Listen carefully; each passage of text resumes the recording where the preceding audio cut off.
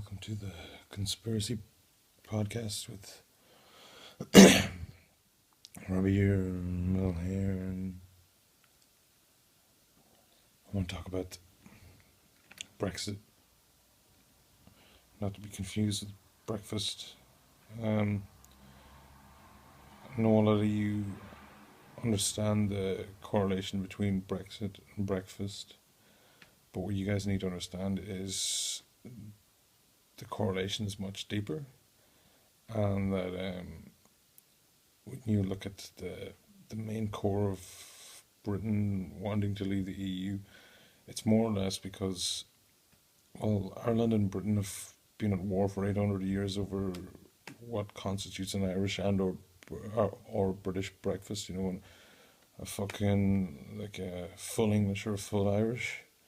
But we've been waiting for a long time because the full Irish is not very much different to the full English. But now there's a wave of Muslims coming in challenging the breakfast status quo.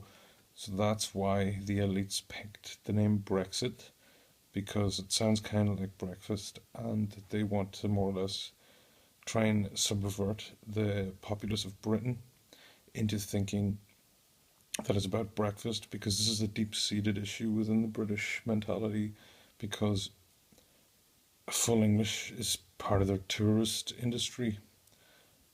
And famously, Oliver Cromwell himself said, our tourist industry relies on the full British breakfast, and that is why I need to eradicate the Irish. So Cromwell tried his very best to destroy the Irish, but he did quite a good job, for folks to him, but he didn't win, and our breakfasts have just grown stronger and much more elaborate and cheaper in some places. The economy is boosted in Ireland, our tourism's gone up because of these full Irish breakfasts, and the British breakfast has just gone down.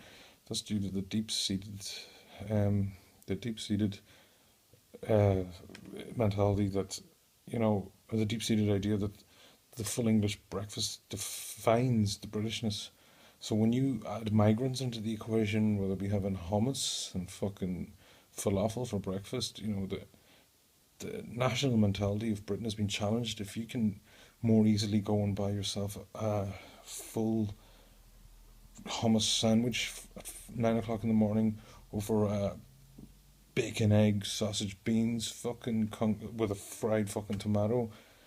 If the Brits can't have that, then they want the fuck out. Like, and I kind of see where they're coming from, because if I couldn't go to a restaurant in Ireland, and if I couldn't order a full Irish breakfast in Ireland, I don't know what I would do. Hey? I'm scared just thinking about that. Like, the British, I understand where you're coming from, guys. Especially the high voltages are on, like that defining tribal trait that you guys have of you have the mushrooms. Like, that's what makes it so special. Mushrooms on that plate, fried up to fuck. Very fucking tasty. You guys have that on us.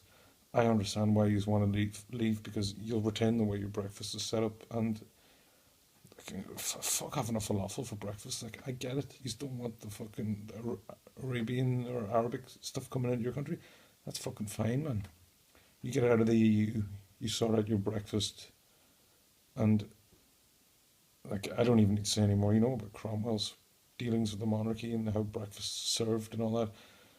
He played a good part, granted, but this is all his fault, because he should probably stay in the EU if he hadn't ingrained in you that you need these breakfast. But, you know, I get it, like breakfast, Brexit, I get it, it's a cop-out. Like, if you don't get that, you're fucking nuts. So, keep your breakfast, Britain. I support Brexit.